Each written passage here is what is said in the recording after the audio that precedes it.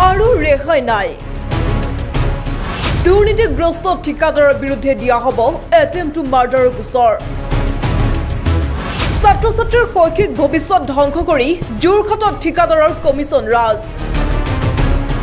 যোৰহাটৰ নিৰ্মীয়মান আইন মহাবিদ্যালয়ত ব্যাপক দুৰ্নীতি নিৰ্মীয়মান অৱস্থাতে দেৱালত মেলিছে চিৰাল ফাট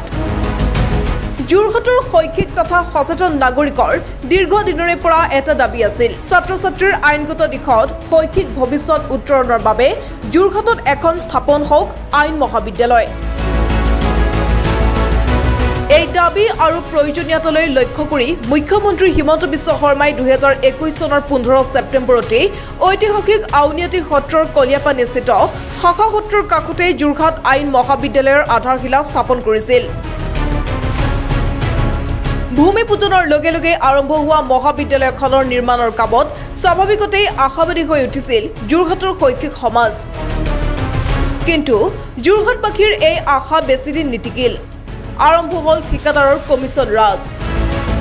প্ৰায় 14 কোটি 74 লাখ ব্যয় সাপেক্ষৰে নিৰ্মাণ হ'বলগীয়া মহাবিদ্যালয়খনত সম্প্ৰতি দুৰ্নীতি আৰু অনিয়মৰ যি মুকলি বেহা চলিছে সেয়া ৰাইজে নিজেই প্ৰত্যক্ষ কৰক নিৰ্মীয়মান মহাবিদ্যালয়খনৰ দেৱালত ঠায়ে ঠায়ে মেলিছে ফাট দেৱাল খহি ওলাইছে বালি আৰু এক সমগ্ৰ কাণ্ড সংঘটিত হৈছে মহাবিদ্যালয়খনৰ নিৰ্মাণৰ দায়িত্বত থকা ঠিকাদাৰজনৰ নেতৃত্বত অভিযোগ অনুসৰি এই ঠিকাদাৰজনে বিভাগীয় বিষয়া কৰ্মচাৰীক মেনেজ কৰি এই বিয়াগুম দুৰ্নীতিৰে আত্মহত কৰিছে কোটি কোটি টকা বিপৰীতে মহাবিদ্যালয়খন নিৰ্মাণত অতি নিম্নমানৰ সামগ্ৰী ব্যৱহাৰেৰে শৈক্ষিক প্ৰতিষ্ঠানখন কলিতেই মাৰি পেলোৱাৰ ঘটনা পোহৰলৈ আহিছে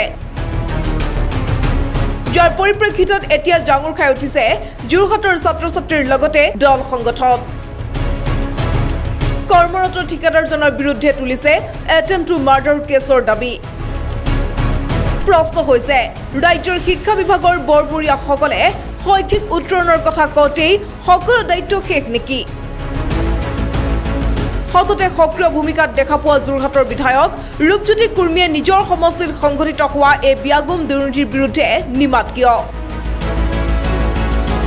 বৰ্তমান পৰ্যন্তলৈকে ঠিকাদাৰজনৰ বিৰুদ্ধে গ্ৰহণ কৰা নাই উচিত ব্যৱস্থা ৰহস্যৰ আৱৰ্তত সকলো আচক যোৰহাটবাসী ৰাইজৰ দীৰ্ঘদিনীয়া অভাৱ আছিলে যে এখন যোৰহাটত ল কলেজ হ'ব আৰু তেনে অভাৱ পূৰণ হোৱাৰ দিশে আগবাঢ়িছিল এখন ল কলেজ স্থাপন হৈছিল এই কলিয়াপানী নামৰ অঞ্চলটোত এই কলিয়াপানী নামৰ অঞ্চলটোত যেতিয়া স্থাপন হৈছিল ৰাইজৰ ইয়াৰ প্ৰতি যথেষ্ট আশা প্ৰত্যাশা আছিল আমি ছাত্ৰ সন্থাৰ যথেষ্ট আশা প্ৰত্যাশা আমি আছিলে আমাৰ কিন্তু এটা কথা ক'ব লাগিব যিগৰাকী ইয়াত ঠিকাদাৰে ইয়াত ঠিকা লাভ কৰিলে সেই ঠিকাদাৰগৰাকীয়ে চূড়ান্ত দুৰ্নীতি আৰু চূড়ান্ত ময়মতালিৰে যেনেধৰণে কাম কৰিবলৈ আগবাঢ়িলে এতিয়া তাৰ ফলাফল আপোনালোকে নিজেই দেখিবলৈ পাইছে চিৰাল ফাট মলা দি ঘৰৰ বেৰ ফাল খাই গৈছে খুটাত চুবই নোৱাৰি সৰি পৰে প্লাষ্টাৰ এনেকুৱা ধৰণৰ কাম কাজ কৰাৰ পাছত কেনেধৰণে বিভাগে তেওঁক কাম কৰিবলৈ দি আছে এইটোৱেই ডাঙৰ কথা তাৰ ওপৰঞ্চি পুৰস্কাৰ হিচাপে তেখেতে লাভ কৰিছে 12টাকৈ যোৰহাটত জগন্নাথ ভৱন বনাবলৈ তেখেতে ঠিকা লাভ কৰিছে তেখেতৰ এই ধৰণৰ দুৰ্নীতিপৰায়ণ যি ধৰণে যি কাম কৰিছে ইয়াৰ ফলস্বৰূপে ইয়াৰ ফলাফলস্বৰূপে ইয়াৰ পুৰস্কাৰ স্বৰূপে চৰকাৰে এই ধৰণৰ 12টাকৈ আকৌ পুনৰ তেখেতক ঠিকা দিয়াটোৱে এইটো প্ৰশ্নবোধক আমাৰ সৃষ্টি হৈছে আমি এটা কথা ক'ব বিচাৰিছোঁ চৰকাৰখনক এই যিটো বিল্ডিং বনালে এই বিল্ডিংটোত ভৱিষ্যতৰ দিনত বহু ছাত্ৰ ছাত্ৰীয়ে অধ্যয়ন কৰিবলৈ আহিব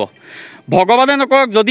যদি কোনো ঘটনা ঘটিবলৈ হয় সকলো ছাত্ৰ ছাত্ৰী কিন্তু মৰণ ফান্দলৈ পৰিণত হ'ব এই বিল্ডিংটো সম্পূৰ্ণৰূপে মৰণ ফান্দ যিহেতু হ'ব আমি চৰকাৰক দাবী জনাব বিচাৰিছোঁ এটেম্প টু মাৰ্ডাৰ গোচৰত এইগৰাকী ব্যক্তিৰ ওপৰত কেছ কৰিব লাগে গোচৰ তৰিব লাগে আৰু এখেতৰ ওপৰত তদন্ত হ'ব লাগে আৰু ভৱিষ্যতৰ দিনত চৰকাৰে যদি কোনো ধৰণৰ ব্যৱস্থা গ্ৰহণ নকৰে আমি ছাত্ৰ সন্থাই তেওঁৰ যিসমূহ কাম চলি আছে এই কামসমূহ বন্ধ কৰি দিম যোৰহাটৰ পৰা পাৰ্থ হাজৰিকাৰ ৰিপৰ্ট প্ৰতিবিম্ব লাইভ